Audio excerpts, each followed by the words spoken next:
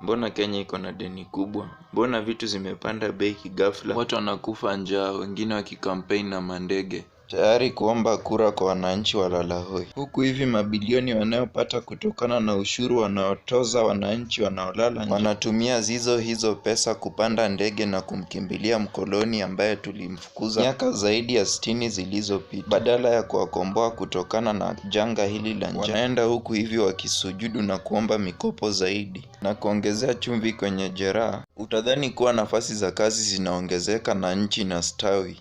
La hasha, nchi inazidi kuporomoka. Hizo pesa wanazokopa wanazichukua na kuzificha katika nchi za ng'ambo. Hivi mimi na wewe wananchi wasio na nafsi wala kazi wanatukwa mzigo wa kulipa mabilioni ya pesa yanayofaidi wachache walio uongozini na mataifa ya ng'ambo. Kupitia IMF na World Bank, wakoloni hawa wamefaulu kuteka nyara mataifa mengi ulimwenguni, hususan yale yanayojaribu kujikomboa kutokana na umaskini. Je, tunajua nia kuu ya wakoloni hawa kupeana mikopo hizi kwa urahisi? Tunafaa tuelewe ya kwamba wakoloni hawa hawana nia ya sisi wa Afrika kuendelea. Lengo lao kuu halikuwa kutupa uhuru tulipopata uhuru, bali kuhakikisha kuwa tumebaki na viongozi kafiri watakaoendeleza ukoloni kwa manufaa ya wakoloni wao hao. Hebu tutazame na tusikize kwa makini haya. Remember Live Aid in 1985, that symbol of concern and generosity? Did you know that during that year, the hungriest countries in Africa gave twice as much money to us in the developed world as we gave to them? There was another famine last year. Perhaps you were one of those who took part in Red Nose Day. Did you know that before that day was over, the equivalent of all the money that Comic Relief had raised in Britain, about £12 million, had come back to the rich countries? For every day this amount is given by the poorest to the rich has interest payments on loans that most of them never asked for or knew existed. In other words, contrary to a myth long popular in the West, it's been the poor of the world who've financed the rich, not the other way round. Ni fact. These days, people and the resources are controlled not by viceroys and occupying armies, but by other, more sophisticated means, of which the principal weapon is debt. Ndiposa vitu zimepanda. The process of coercing most of humanity into debt as a means of controlling their resources, Anauza mafuta yetu tubaki maskini. their labor and their governments, began almost half a century ago. It was not called colonialism. That was a term made defunct by World War II. There were new, hopeful euphemisms. Indeed, this was the beginning of what President Bush now calls the New World Order. Wazungu watajirike, sisi nasi tubaki maskini. Pindi tunapolalamika walete majeshi zao zituangamize, tukamuliwe kama ng'ombe nao wakinywa maziwa yetu. Along with the International Monetary Fund, the World Bank was set up at the Bretton Woods Conference in America in 1944. The bank's aim was to finance the reconstruction of Europe, then to develop the Third World. The World Bank operates under great secrecy and limited accountability. Every World Bank official is granted immunity from legal action anywhere in the world. The World Bank has always been deceptive about its role in the international economy. It attempts to portray itself as an institution looking out for the interest of not only poor countries, but for poor people within those countries. That has never been the case. The bank is pushing the interest or promoting the interest of countries in the first world and for an elite sector in the third world.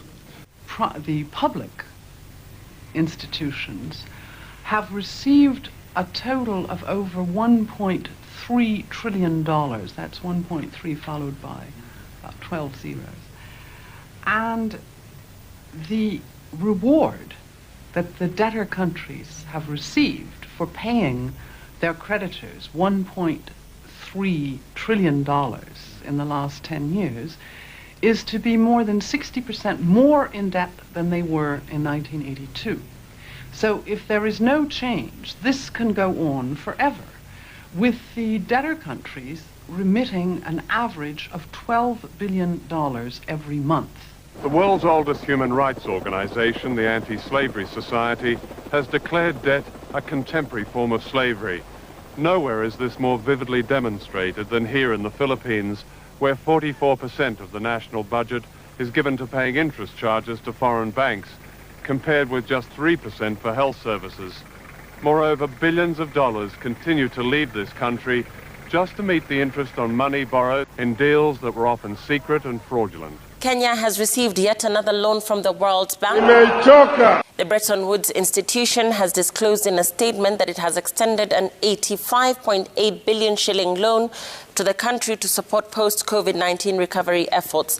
The loan marks the second tranche after the first one granted in June last year.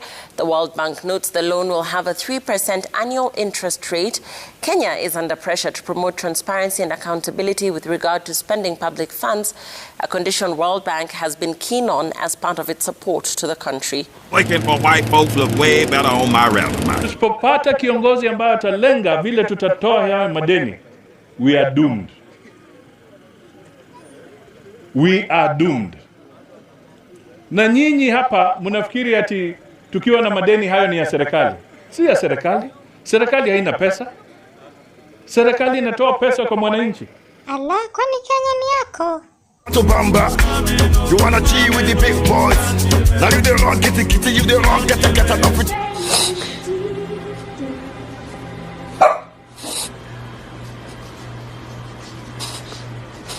Jomo Kenyatta alitununulia ng'ombe. Moi akatupatia maziwa. Kibaki alituonyesha jinsi ya kupata maziwa. Uhuru Kenyatta anawakamua wa Kenya, huku Raila akikunywa hayo maziwa. Ruto naye anataka kumkula yule ng'ombe anayekamuliwa. Kenya mashakani. Ninapomalizia ningependa kusema hivi. Unapokuwa mgonjwa huwa unamtafuta daktari. Unapotaka masomo huwa unaenda shuleni. Unapotaka kuchagua kiongozi mzuri ambaye ataongoza nchi yenye shida, chagua yule ambaye anaelewa shida ni nini. Yule ambaye amepitia shida na kufanikiwa. Kwa miaka 10 sasa Uhuru ameongoza nchi yetu ya Kenya. Shida zimezidi kuongezeka. Ndiposa nauliza, Uhuru ashaifanya kazi ya bodaboda ili alipe kodi, ili awalishe wanawe, ili awalipie karo? Na je, Uhuru ashaifanya kazi ya shambani, apinde mgongo wake zaidi ya masaa 10 ili angalau aweze kupata kidogo cha kulishia familia? Na je, Uhuru ashaienda mjengo ndiposa aelewe shida zako mtu mdogo? Ndiposa wewe mwana bodaboda unayeamka asubuhi mapema kwenda kumtafutia familia unashikwa na kutiwa ndani? Ndiposa wewe mkulima mbolea bei imeongezwa? Tokea lini mwewe aelewe shida za kuku? Kenya ni bahari, samaki wadogo waliwe ili wakubwa wanenepe. 2022 tusipitwe, tufanye uchaguzi ulio bora.